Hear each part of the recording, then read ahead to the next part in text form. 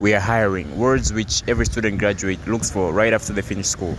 And you'll see it everywhere. In all job listing websites, even your friends may tell you, your parents, everybody can tell you that there are jobs everywhere. But when you go and look for them, 100 job applications, 0 interviews. And it can get to a point where you are willing to work anywhere. When I say anywhere, I mean anywhere.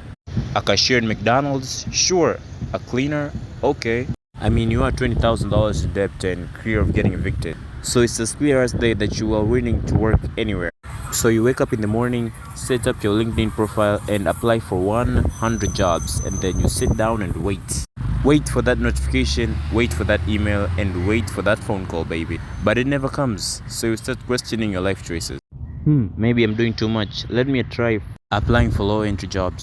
So you ask ChatGPT to write for you a new CV, one which can guarantee a person with a master's degree in philosophy to get a job as a cashier. Well, and as usual, ChatGPT never failed. So the next day you send your CV to hundreds of companies, and finally this time you get an interview. So you get a new haircut, you get a nice suit, a fresh tie, and as usual, some black shoes. The ideal look for an interview. So you wake up in the morning going to YouTube searching tips of impressing at an interview, well, as usual. And then they tell you that you just have to answer the opposite of everything that you asked. If they ask you what's your name, just say I have a master's degree in science, physics and philosophy. If they ask you how much do you think your salary will be, you just say I can work overtime. You hype yourself with motivational quotes and then you go to the interview. So what's your name? My name is John. And why do you want a job? To make money? I mean, is there any other reason that anybody else wants a job? Yeah, but if you say something like that, you're not gonna get the job. So you just say something like, I want a job so that I can improve my skill sets to help my country grow and develop economically. I mean, yeah, we all know that's a lie anyway. So yeah.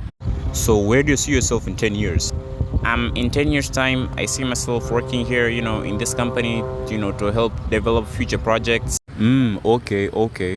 And do you have any work experience? No, not yet. So for you to get this job, you need to have at least 5 years of work experience. And you should have gotten all A's in all subjects, and maybe you should have graduated in Harvard or something. So you end up missing the job, and then you return home and cry yourself to sleep.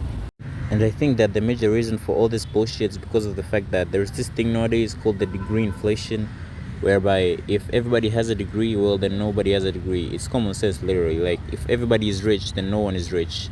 So yeah, I mean, if you're in school and then you just hope that right after school you will just get a job, nah, bro, that's not how life works, especially in 2025. But since degree inflation is already here, so what can we do about it? I think that everybody should just find different skills that can be obtained out of school.